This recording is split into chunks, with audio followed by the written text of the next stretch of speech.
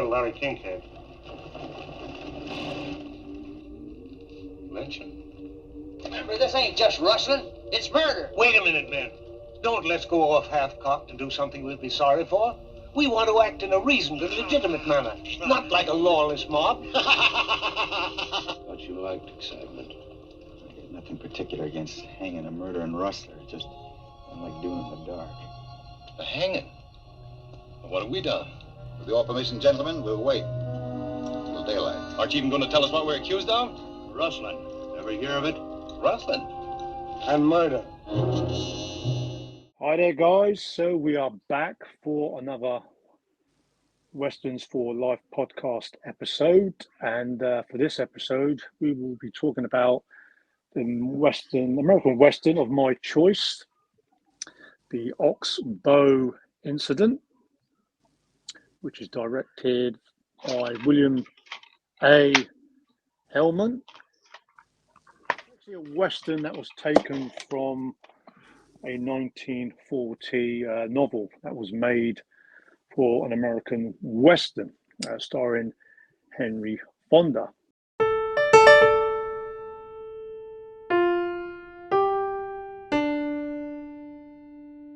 The plot. So the story is actually based in 1885 in Nevada, where two drifting cowboys walk into a local small-time saloon. Gil Carter and Art Croft, played by Henry Fonda, and Harry Morgan. And while they are in there having a drink, they hear the news that a local farmer has their cattle robbed and gets brutally murdered.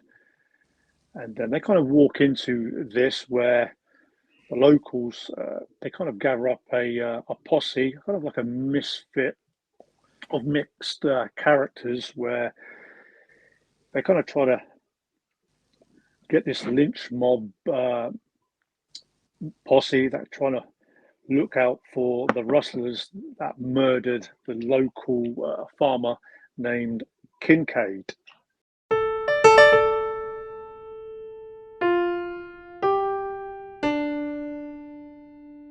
The characters.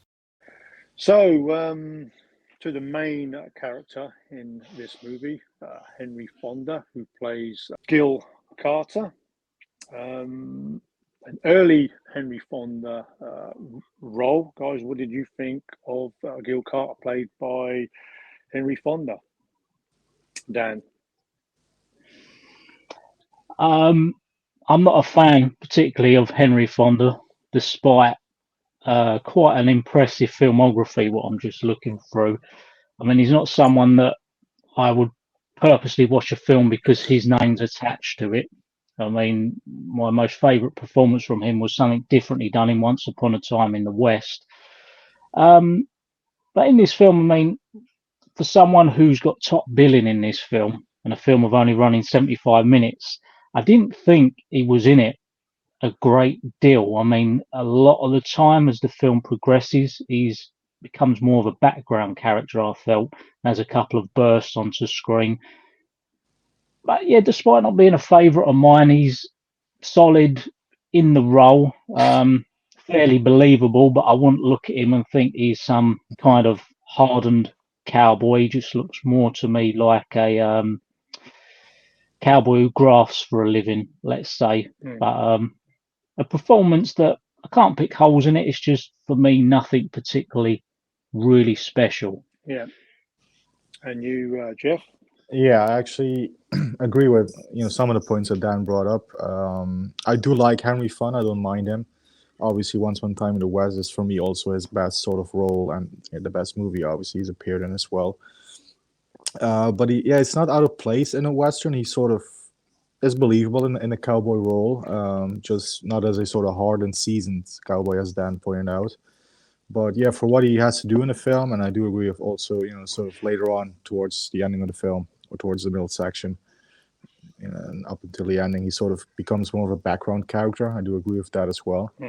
However, yeah, whenever he is on screen, he does his job well. He's definitely a respectable actor. He always comes across believable whatever he is in. Mm. Yeah, I don't mind Henry Fonda, but this is not, I would say, his greatest hour as a lead in a western. I would say so. Yeah. How would you, Carlos? Yeah, I mean, I do like Henry Fonda, but going into this movie, I mean, I've seen this movie 4 times now, and it's quite obvious that this is early in his career, Henry Fonda. I mean, the majority of the 1930s, he was kind of struggling to really uh, get his foothold in major parts, and he was a lot of the time a supporting actor. But it wasn't until the John Ford movie, The Grapes of Wrath, which he got like the lead role in that, and then from that year 1940s onwards, then Henry Fonda started to get a lot more kind of leading performances. But this is, it's not great Henry Fonda in this role. But at the same time, it's good to see him early on in his career. Obviously, he developed into a big actor, an Academy Award winner, in much towards the end of his career. But there are other Western performances I do prefer him. My Darling Clementine, Once Upon a Time in the West, clearly. But yeah, I mean, I thought it was a solid performance without being breathtaking or great.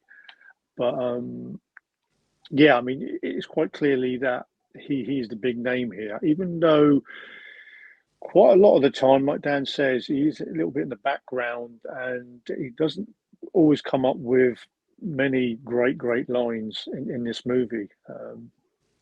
But yeah, solid without being a great or fantastic performance.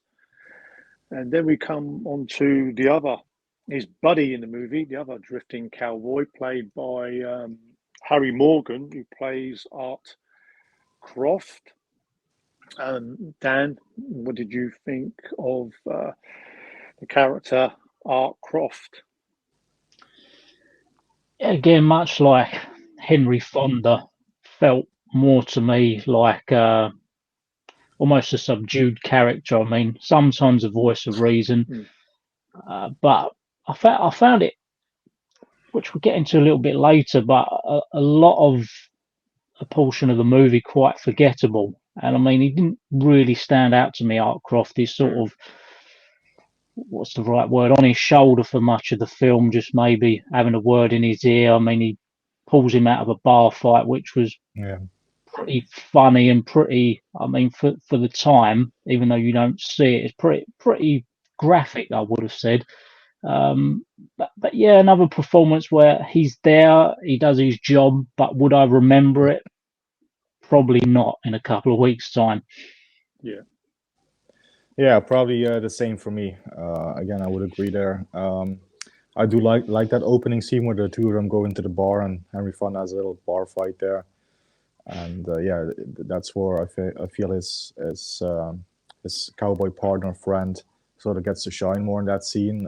Sort of pulls him out of the fight, and I love the moment where he throws the little bit of water over Henry Fonda's face so that he wakes up. I thought that was pretty funny. But yeah, other than that, not a standout or memorable character as well. Yeah, a little bit the voice of reason at times, but that's really all that he's there for. I feel, yeah, it's not a fully developed, fleshed out sort of character. So that's what I feel about him. Yeah, I mean, it is kind of really a supporting role, and he doesn't really have a lot to say. I mean, obviously, he comes into town side by side with the Henry Fonda character of Gil Carter, but a lot of the time he doesn't really. I totally agree with what Dan says. I mean, a lot of the lines I probably wouldn't remember what he said. He probably had a handful of lines in this movie, but I mean, I must say, in this movie, you do get a lot of kind of supporting acting roles where everybody has their little line or two, or have their sort of scene or two, because it is mainly, I mean, Henry Fonda is clearly the main lead, and is featured in a lot of the scenes.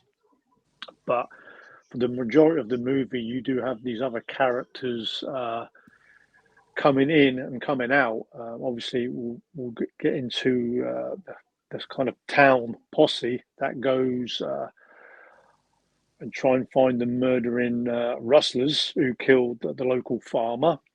And we'll briefly just touch through some of the posse that was kind of led with the other sort of joining in locals. I think one of the main kind of leaders from that posse was a character, Major Tetley, who was kind of dressed up in this cavalry outfit played by Frank Conroy.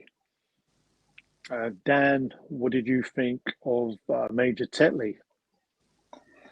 Yeah, as for the actor, I can't say I can place him in anything off the top of my head, but as the part he plays as a major in this, I think he does it really well, because he's the one character, I would say, throughout the majority of the film that you feel the most kind of negative emotion towards, because he's just right horrible, and just there's no reasoning with him. And obviously we try not to give any spoilers here, but I found the ending quite satisfying to his character. But I think, yeah, kind of on reflection, probably the most interesting character for the most part of the film up until the final sort of 20 minutes. I thought it was a real solid job by him. Yeah, that's actually what I was going to say about him. I feel like he was sort of the most interesting character in the film.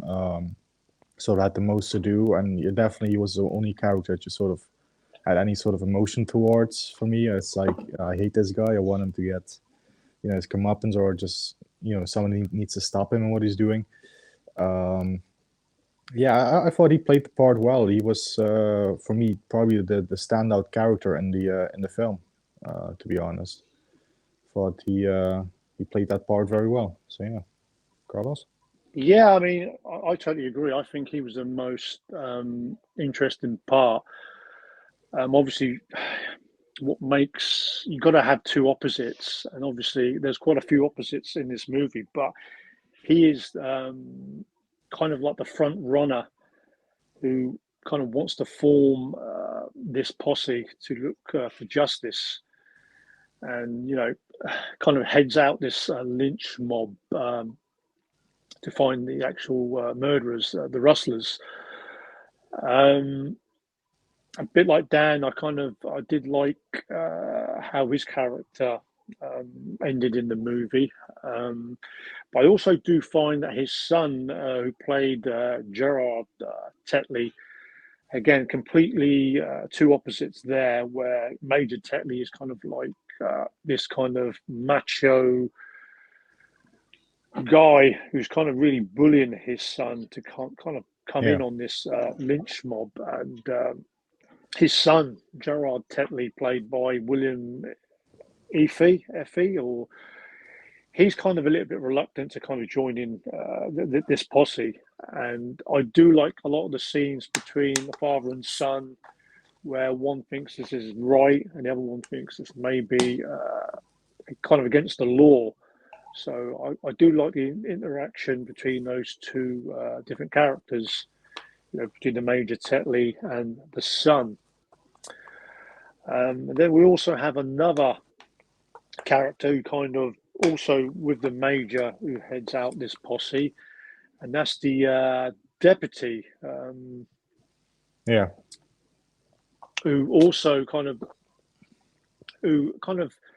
heads the posse, because the local sheriff actually isn't kind of there, and he's kind of actually he's away. Investigating the Kincaid property, isn't he? Yeah. He's actually investigating the Kincaid farmer, the actual guy who is allegedly murdered. So again, this deputy kind of goes against the grain. He kind of sees it as his opportunity to kind of show that he is the law, even though illegally he shouldn't be kind of heading out this his own version of justice. So, Dan, what did you think of the deputy role? Yeah, again, I mean, good role. It's one of them. I mean, I don't want to be too overly critical, but it's one of them that a day, 2 days after watching it, I've kind of like forgot already. I mean, I've said it, and I'm looking forward to getting into this bit because the sort of last 20 minutes is what makes this film. There are characters, much like the deputy, I do find very forgettable. And if you was to ask me to quote a line from a character, I would really struggle, especially the deputy. Yeah, I can't think of one. Deputy Butch Mapes was his name. Sorry, Jeff. I can't think of a line that he said that was sort of a memorable line as well. But again, it was a good part, and he played it well. Just sort of fitted the role. Again, not the most interesting of characters, but I do like the fact that he's sort of already, before we see him, it's sort of alluded to that this guy is no good, because the old guy in town says, when you go get the sheriff, make sure you don't get the deputy, make sure you get the sheriff. Yeah. Because everybody already knows that the deputy is sort of rogue. He doesn't really, he shouldn't really be a deputy, to be honest, because, he doesn't sort of follow the law by the book of the law, if that makes sense. So I like that aspect about him, but again, not the most interesting characters. And again, if you ask me in a week's time to think about the film, he's not going to be a character I mention. It's like, oh, I remember that character in the film. So not memorable. Yeah, I mean, it's not really memorable. I mean, I get the idea that they would need a couple of headstrong characters to lead the posse.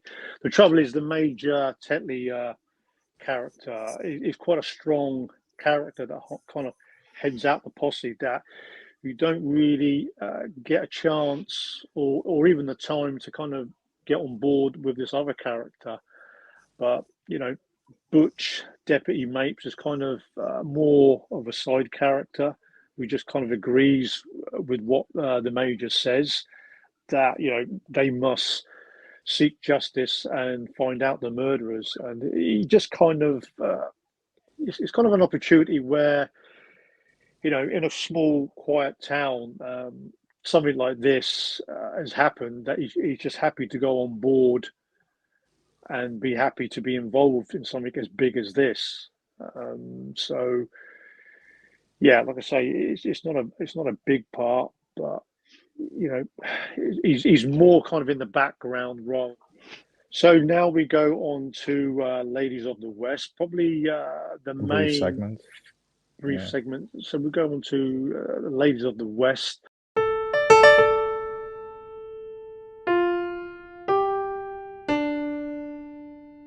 Women of the West, where kind of the main female part in this, which is played by Jane Darwell, a former Academy Award winner.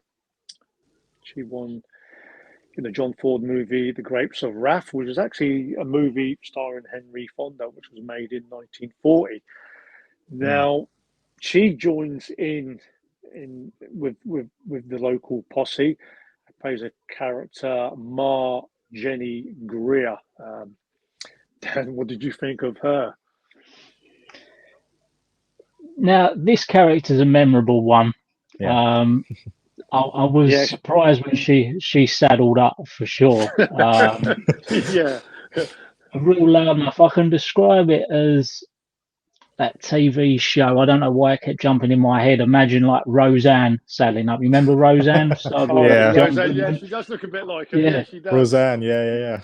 Roseanne Barr, this character was quite entertaining. I mean, she had a big mouth. You always knew of her presence, and she wasn't scared to take responsibility, and obviously didn't care about repercussions. I thought she was entertaining. Real solid performance, actually.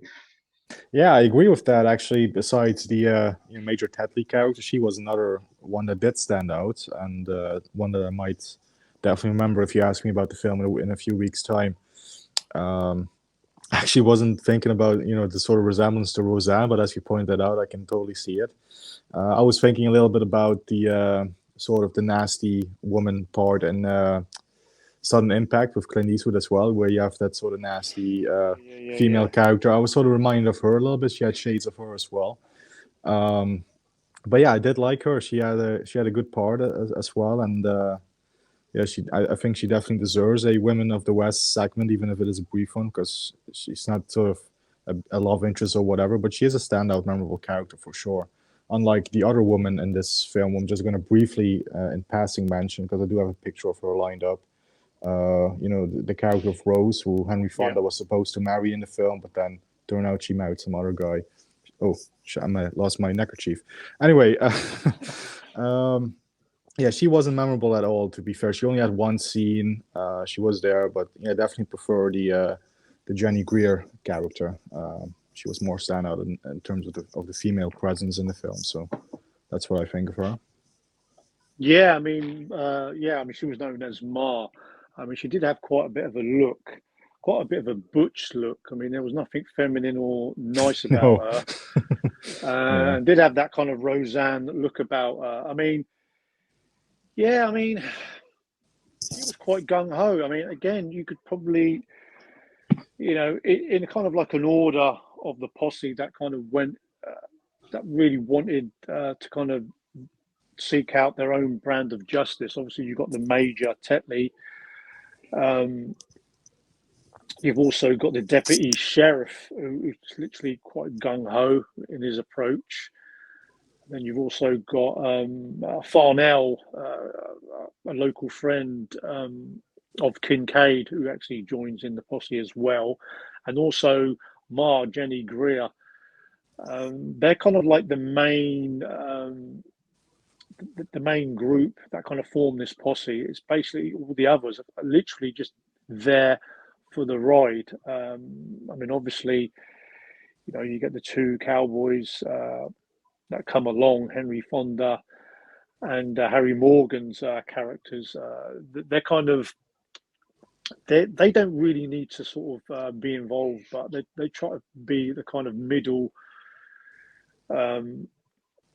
grounded people where they're kind of know this is wrong, but they try to sort of say this is, they kind of go adventure where they got to see that nothing goes against the law, even though they might be in the minority of a lot of the actual decisions. So yeah, I mean, Ma, played by Jane Darwell. I mean, like I say, she's an Academy Award winner, supporting award-winning actress from the 1940s movie The Grapes of Wrath, which is actually a John Ford movie starring with Henry Fonda, made a couple of years prior to this. So yeah, I mean, when she does get sort of her lines in, she's heard. I mean, if it's not sort of lines that she says, she's often drinking and she's laughing out loud with kind of like the town drunk, who kind of joins in with the posse. The town drunk is the guy who's kind of doing those rope, sort of noose, sort of images, which was quite a bit, quite sickening, for the time of 1943 when this movie was released. So yeah, I mean, a few characters from the posse, and then we have the three suspected rustlers who eventually, the posse, they do round up the three suspected rustlers. The main character is actually played by Dana Andrews, who plays Donald Martin. He gets a fair majority of the lines. Obviously, the posse, when they do get hold of these three suspected rustlers in that evening in the dark, they do begin to interrogate the three rustlers. So Dan, what did you think of Dana Andrews' performance of Donald Martin? This is where the film starts to actually grab my attention. For the kind of what was 30 minutes, possibly, I think he is overall the best part of the film. Despite the Major being the most interesting character, I mean, you really feel for this character, all three of the accused actually, and this is where I thought, right, this is actually why this film is regarded. Number of Western movie lists you look at, Oxbow Incident's quite high up it. For me, for the first 45 minutes, definitely not.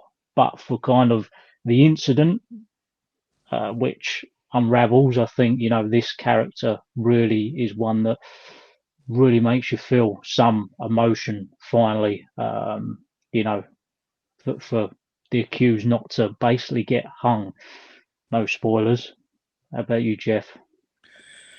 Yeah, I actually agree with that. That's definitely the most interesting part of the film, where we have the titular sort of incident at the Oxbow, and actually that whole sort of where they sort of interrogate the guys and sort of decide, well, are they guilty or innocent.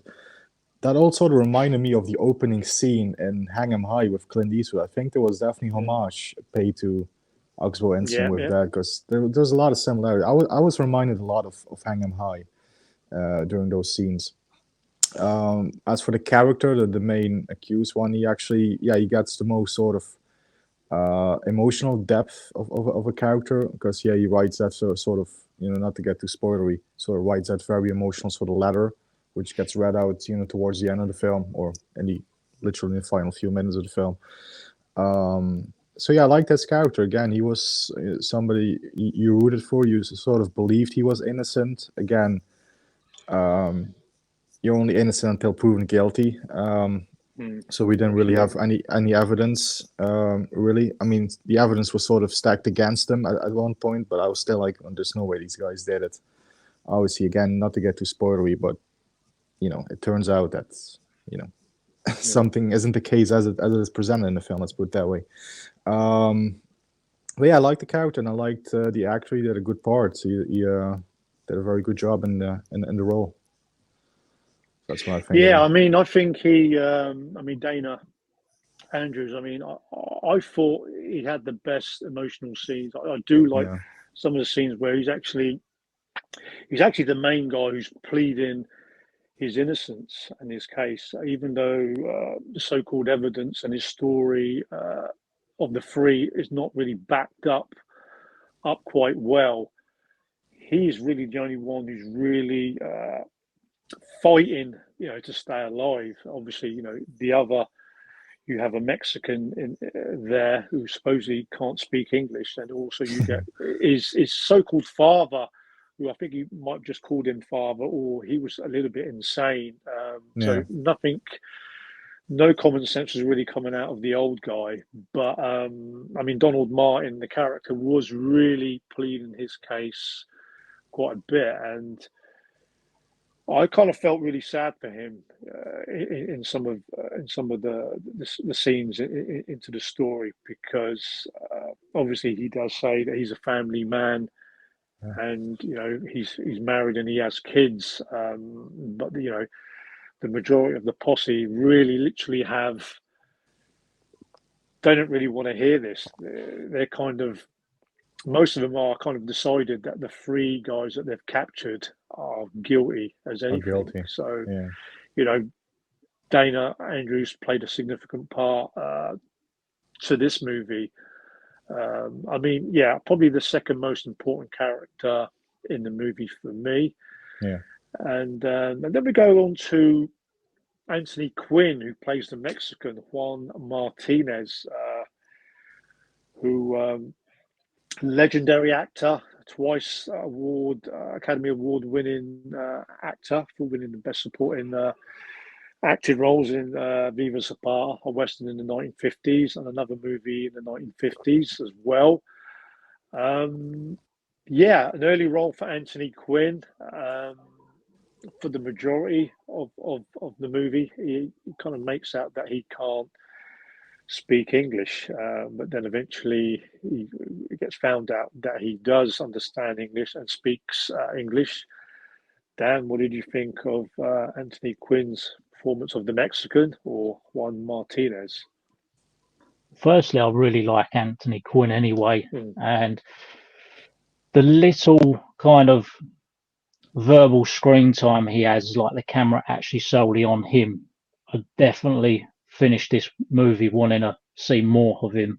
I mean, there's one particular scene where he uses a knife to get a bullet out of his shin or calf, whatever you want to call it. But yeah, you can definitely see this character is an interesting character, and he's one that I almost think the takeaway from the film, it'd be an interesting character to have a film of his own. I think he just looks like a kind of no nonsense knife throwing gunslinger who, I think Anthony Quinn, the little time he had, brought the character to life and made him believable. Yeah, definitely another highlight for me as well. I do love Anthony Quinn a lot. I mean, no matter the film he pops up in, even if it's a small role in a film like this one, admittedly is, or if it's a big part, if he's sort of a main lead, he's always a joy to watch. I do love Anthony Quinn. He's done so many, legendary films, of course, over the course of his long career. Too many to name right now, to be fair. But I love Anthony Quinn. I love his character. I wish there was more of him, indeed, because when he does get sort of his spotlight, you're like, oh, I want more of this guy. And definitely would have been interesting if there was a sort of a prequel to this film where you saw more of his character before the events of this film. He definitely feels like a character that deserves a film of its own. Nothing really bad to say about him besides the fact that I wanted, a bit more of him. But then again, it's a big movie with a lot of big, sort of an ensemble movies, big characters. Of course, they have to put spotlight on different characters to sort of tell the story. But I do like Anthony Quinn. He's definitely another standout and another highlight of the film for me. Yeah, I mean, like you guys, I love Anthony Quinn. I do say the majority of his movies from his career are movies from the 50s onwards. And watching this movie for the first time, I think 4 years back, it was nice to see him quite early on in his career. And one of the highlights of the movie, obviously, is seeing Anthony Quinn and Henry Fonda, two legendary actors in a movie, let alone a Western. I mean, I agree, like both of you. It would have been nice to see him a little bit more in this movie. I mean, first time when I saw it, when he was actually talking Spanish, and I thought, this is Anthony Quinn. I mean, surely he's going to start speaking English, which he does eventually. But I mean, obviously, had he been the great actor like he, became from the 1950s onwards, I'm pretty sure he would have had a lot more dialogue into this movie that was made in 1943 for sure. But I mean,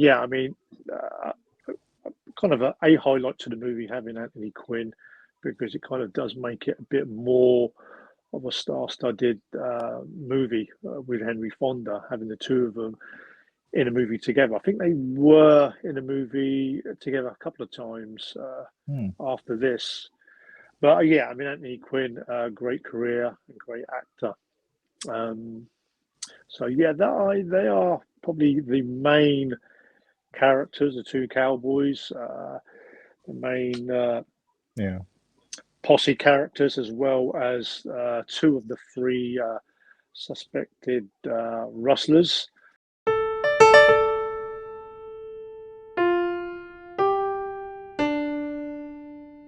Behind the camera. Okay, so now we go to behind the camera, the director. And the movie was directed by Mr. William A. Wellman, who more knownly is known for directing the gangster classic in the 1930s, starring James Cagney, The Public Enemy. And also he was the award-winning director who won the Best Picture award the very first Academy Awards in 1927 for a movie called Wings. Dan, what did you think of the director for this movie? Yeah, so going into this movie, I kind of realised that he was a big deal of a director back kind of 50s and before. But yeah, other than the two films you've pointed out, I mean, I do need to get into some James Cagney movies, and I have seen Wings, which is available on the Eureka label. That, granted for the time it was well deserved of an Oscar, but not a film that I would necessarily have in the collection. But this particular film, I thought it was. Say, I'm not. We'll get into a little bit later. I'm not really a fan of this Western for the most part, but you can't fault kind of the direction of it. I mean, for what to me visibly looks like a studio shoot. I mean, you can especially hear that from, where they're supposed to be at the Oxbow. I mean, it's carried off quite well, but in terms of, comparable Westerns, I wouldn't say it is outstanding. It's just decent. So I think it's a decent job. Yeah, I would agree with that. Actually, it's again before before we started recording, I said to Carlos I did skim over his sort of filmography on IMDb. Didn't really recognize too much until Carlos said, "Well, he directed The Public Enemy," so I must have missed that in this movie list. But yeah, that's the only other film I've seen of this director as well is The Public Enemy, which that was a good film, well directed. With this film, I would say it's serviceable. The direction, some nice shots, and they're the only sort of shot that really stood out for me. That I thought was well directed. Maybe it was intentional. At first, I thought it must be a framing mistake, but it's at the end when Henry Fonda's reading out the letter, and sort of a two-shot between his partner and Henry Fonda, and you sort of have the head of one guy blocking Henry Fonda's face as he's reading it in the two-shot. I thought that was a really interesting shot. Again, I don't know if it was intentional to frame it that way. Yeah, it was. It was intentional, yeah. Or maybe it was a mistake, but yeah, it definitely makes more sense if it was intentional. It was intentional. Because when I first watched it, I was like, why are we not seeing his face? But I think I get it's sort of to hide his emotion, I guess. Yeah. So that's a cool shot. I did really like that shot in the film. Other than that, not too many sort of shots that stand out. It's like Dan pointed out, you can obviously tell it's studio work that they shot on a backlot studio. But yeah, serviceable job for the director in this case for me. Yeah, I mean, it's quite noticeable. Obviously, I mean, the movie The Public Enemy is a gangster movie classic, an essential one. He's done well in a lot of the shots. You do get a studio feel for this movie, and in a way, this movie it's kind of like a movie that could be done as a play, because you do get a lot of acting pieces. It's not a kind of shoot 'em up Western, so let's get that crystal clear. This is kind of more story based, character driven, and it's mainly the bulk of the movie is the posse trying to brand out their own version of justice. Are these guys, these three guys that they've captured, are they guilty? And obviously, the captured rustlers, they're obviously pleading their case that they're innocent. So it is a movie, it's not a long movie, it's 75 minutes. It is a movie. It's very short. Yeah. And the running time is perfect, because it's a movie with a lot of dialogue. There's no action pieces in this movie. It's not your normal Western. So he's done well on that. I mean, it's a story that, to be honest, could have used any other kind of movie scenario, even to the scenarios of today. So it's not your normal Western. I think he done a good job on that. I do like the story into this, because it's quite dark. It's quite a dark story for a movie of that time in the 1940s, which obviously, like Dan says, the main sort of last 20 minutes kind of has you thinking, and it might have an effect on the viewer, whether they're kind of shocked and they feel numb in watching. But I thought, this he done really well, William A. Wellman. Yeah, I think I know he's. I mean, I don't claim to be an expert in the golden age of cinema. Movies from the 30s and 40s, which are my two weakest decades. But this is a well shot movie for the budget that they had. I mean, it was. Although it was critically acclaimed box office wise, it didn't do that well. But I thought it's a well directed movie.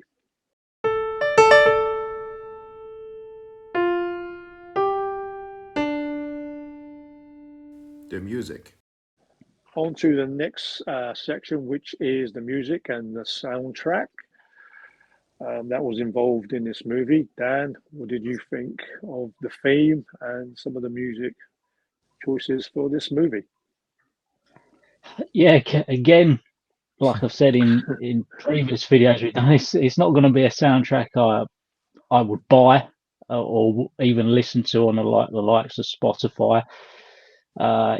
It's there, it's prominent, it fits the film. Could I tell you who composed it? No.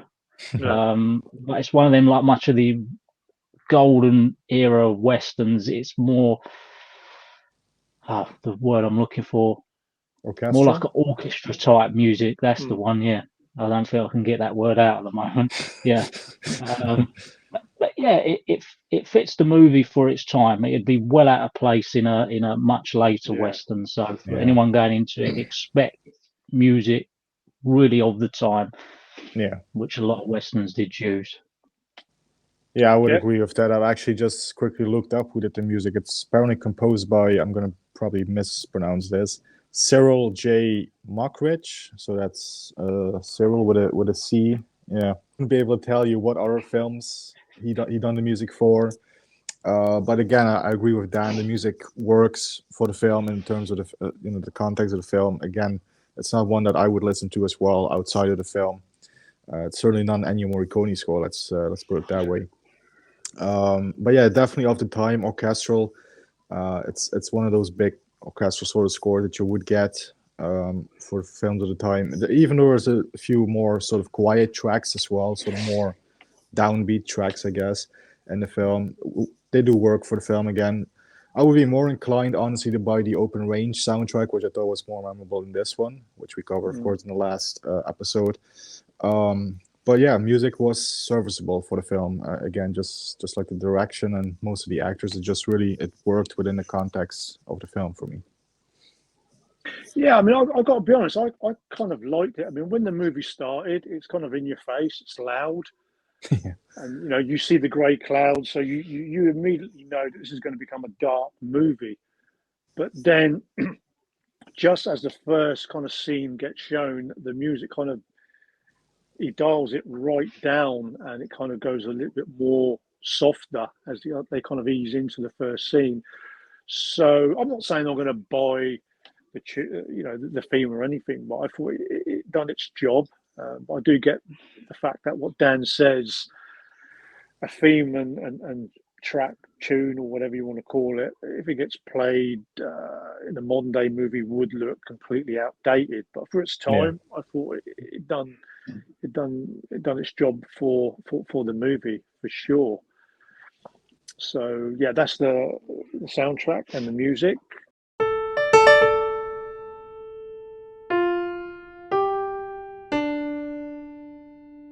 Favorite scenes.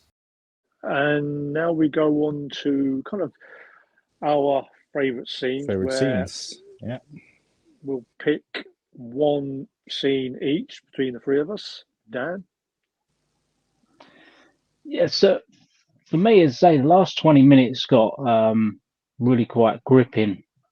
And I thought I had my favourite scene nailed on until the bar scene starts. And it's just very subdued. And you can, again, it's what I'm going to say, it's not a spoiler, but the remorse and regret on the posse's face, you can really see that. And I mean, scene and what follows before that hits quite hard actually, and it really kind of knocks up this film's rating, which I'll give a bit later on. But yeah, the bar scene for me is quite something. But there's sort of, in a space of 10 minutes, quite easily 2 or 3 scenes I could have picked, but I'll just go with that one. Yeah, I was probably going to pick one of the scenes sort of from the finale, without spoiling too much, of course. So instead, as has obviously been chosen, I'm going to pick something else. I'm going to pick the opening scene in the bar, where you have the little bar fight, and where we sort of establish Henry Fonda's character and also his partner slash friend. Which, yeah, again, there was little humors as well. It was the right amount of comedy within that scene, where Henry Fonda just knocks that guy out in one sort of punch, and he keeps punching, and the bartender sort of comes up with a bottle and bang over the head of of Henry Fonda, which, when that happened the first time, I was really laughing out. I was like, that was a pretty cool effect with the bottle there. So I like that, and yeah, then splashing the water in his face to wake him up, and he's like, did he come at me with his fist? No, he used a bottle. Oh, well, that's good then. Yeah. Sort of the reply afterwards. That was my terrible Henry Fonda impression, by the way. But yeah, no, that scene would probably, again, aside from some of the scenes in the finale or the scenes where they sort of question the alleged suspects, that would probably be my runner-up favorite scene. It's like, I like the whole introduction scene with Henry Fonda in the saloon. Yeah, I mean, I think for anyone who's seen the Oxbow incident, I think probably the most talked about scene would be the bar scene. And without going into deep sort of spoiler territory, and I get that, why people would talk. Yes, you could say that is the most talked about scene in the movie. Me personally, the scene that really got me more was kind of Major Tetley's.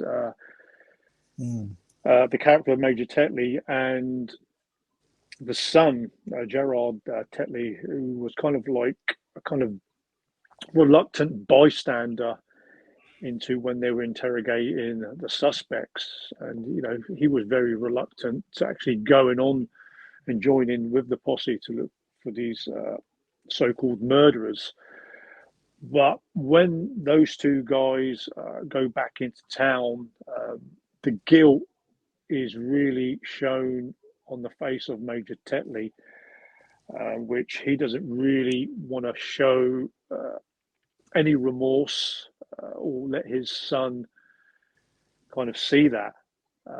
Again, without going into spoiler territory, the ending scenes between the two of them really did make quite a bit of the movie for me, because I found that a lot of the scenes between the two of them as a major part for me in viewing this movie, and why I like it to a certain extent. So I'd probably say the last couple of scenes with those two characters is my favourite scene in the movie. Also, I do like the scene where they're kind of voting, where they have that voting scene where are the suspects guilty. I thought that's quite a harrowing scene, and should they get a trial or should we hang them? Yeah, it was quite a sickening scene to see that. And obviously you see the people lined up as they kind of step forward, or they put their arm up, whether they think the 3 suspects are guilty or not. That had a good effect in that being filmed in black and white. I don't think it would have looked as good if it was done in daylight. So that was a pretty good scene, in my opinion.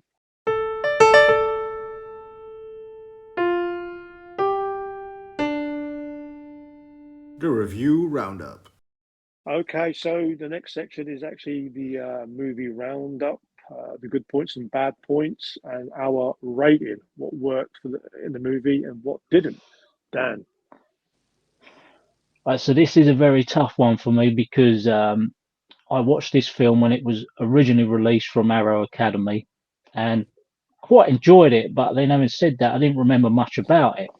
So revisiting it a couple of nights ago, I had to turn it off So I was bored. I turned it off at 25 minutes, put a different film on. Then I come back, turn it off again, about 40 minutes. And I thought, I've got to stick with it, I've got to review it. And then kind of 45 minutes pass, and then the film really grips you when they find the suspects. And I thought, right, it's got me now. And it really does put you through the emotion of feeling for the suspects and hating certain characters. And it is really quite shocking what happens. And then I have to put myself in a place of when this film come out, kind of the impact it would have had, something quite different for that time, quite hard hitting. So my kind of rating of it went from a bang average 5, and I've notched it up to 6 out of 10 cowboy hats for this. And what I'd say to anyone watching it is, do stick with it. Don't expect anything particularly exciting for a large portion of the film, but when kind of that final third happens, it really does grip you, and it's really worth watching for that. It's not, I can't just say, watch the final 20, 25 minutes of the films. It wouldn't work. So you have to have some appreciation for what comes before it. Yeah, you have to put it in context. Yeah, I do completely disagree with the very high critical acclaim of this film of an 8 when you look at many Western great lists, and it's really high up. I struggle to put it there. I mean, there's many Westerns that surpass this. I mean, other than that final sort of third of the film, I find most of it really forgettable, but I'd say it's worth giving it a go. I think Carlos put it really well. It would serve really well as a stage play. But 6 out of 10. It's worth the watch for that final third. Yeah, that's something that I was actually going to bring up as well. It's like the story sort of, it feels like it's made more for stage production. I think it would be interesting to watch a sort of stage play of it, a version of it. Film overall, again, I get that, back in the 40s when it came out, it might have had a sort of, cultural impact in the zeitgeist, and people were talking about it and talking about, the pros and cons of, as I say, frontier justice, or maybe even vigilantism, of course, could be a talking point about it.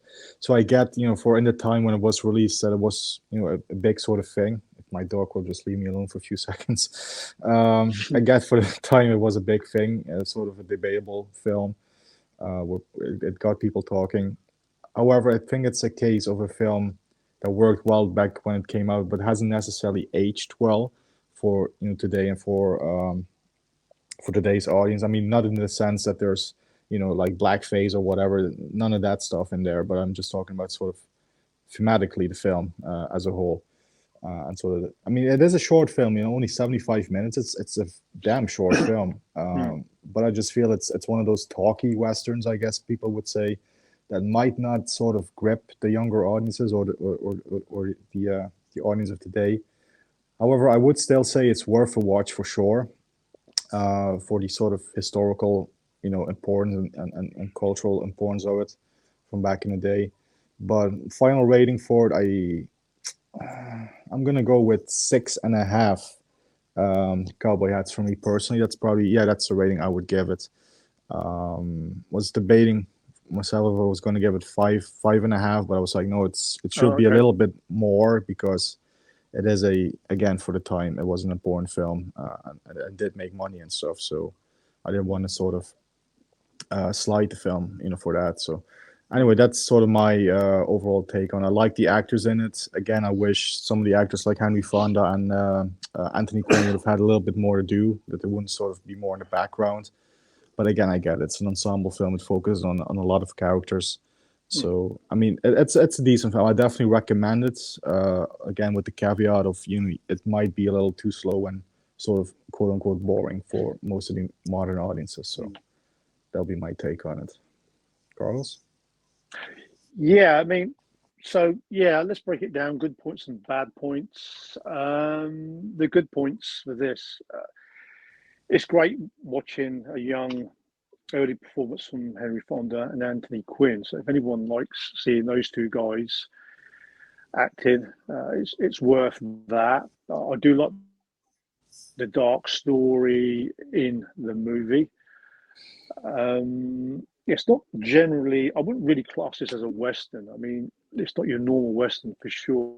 Like I did say, it's a kind of a scenario where you could use any type of movie genre and put this in. Obviously, you know, the lynch mob mentality, you know, the vigilante theme, you know, taking law into your own hands is the main talking point of the movie, whether these guys are innocent or not. So it being quite dark, I do like that. It's been used in a Western setting. I mean, I'm not saying it's the greatest Western. I mean, I certainly wouldn't put it in the top 50 greatest Westerns of all time. It's worth a watch. I mean, the pacing of it is 75 minutes. It's about right because it is quite heavy on dialogue. There's not a lot of action pieces in this. To be honest, there's not hardly any. Yeah. But it does kick into the second third of the movie when the posse grab hold of the so-called suspects, then it really does kick in. I mean, some of the bad points, I'm not really a fan of movies where some of the important scenes are not always shown. You know, a couple of vital key moments is kind of done off camera. I mean, that could still be done, not showing certain faces and you know, and certain sort of characters or what you think should be seen or anything like that. But yeah, I mean, it's a worthwhile watch. At the same time, we also got to remember this is one of actually it's a favourite of Clint Eastwood. So that was another reason why I wanted to watch it. You know, about 4 years back, even though I'd heard of the movie, it's also been it was actually nominated for Best Picture in 1943, losing out to Casablanca. So, you know, this movie was well known back then, but I do get what Dan says. A movie like this would be totally outdated. It probably wouldn't grab a casual Western fan, but at the same time, I do think it's a worthwhile watch. And I'm going to give it a 7-star rating out of 10. It certainly grabbed my attention. It's not a movie I could watch, you know, every year, but it's a worthwhile Western. And, you know, the dark theme to it, I did enjoy. So yeah, we've done our rating for all the movies. This movie, The Oxbow Incident, is pretty easy to get hold of. I mean, I've got the UK Arrow release. Oh, yeah, that's alternate cover. Oh yeah, got the alternate cover, and then show that again. There we go. Yeah, Jeff. That's a pretty cool cover, actually. And yeah, for myself, I have the German Koch Media sort of digibook, digipack edition of it. The original poster cover on the front. And when you open it up, there's a disc and a little bit of a booklet. It's all in German, sadly, of course, for you guys. But oh, that's nice. To get some cool pictures and stuff. So yeah, that's my copy of it, the Oxbow Incident, the Koch Media. It is also available. It is also available in the US on the Kino Lorber release. I think they probably might use the original artwork like Arrow Video used. So it's quite an easy and affordable one to get hold of. I mean, this one does have the Arrow UK release does have a good Henry Fonda documentary of his career, which I thought that was quite interesting. It's kind of like a start to end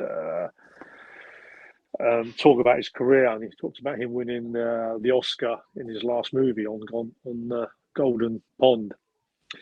So yeah, that wraps up our review of the Oxbow Incident. But Dan has the next choice, which he will reveal what is going to be what's going to be happening in our next episode review.